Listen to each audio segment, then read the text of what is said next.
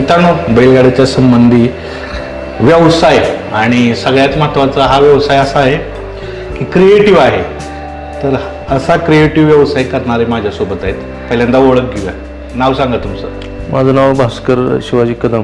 बरं, काय नक्की हा कशाचा संबंधी व्यवसाय आहे? आता हा LED फ्रेम आहे.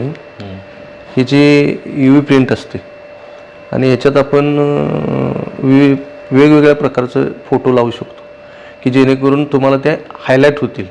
जे पहिले डिस्प्ले असायचे त्याच्यापेक्षा हे डिस्प्ले अगदी तुमची जशी TV दिसते तसा हा दिसतो आणि एकदम स्लिम आहे.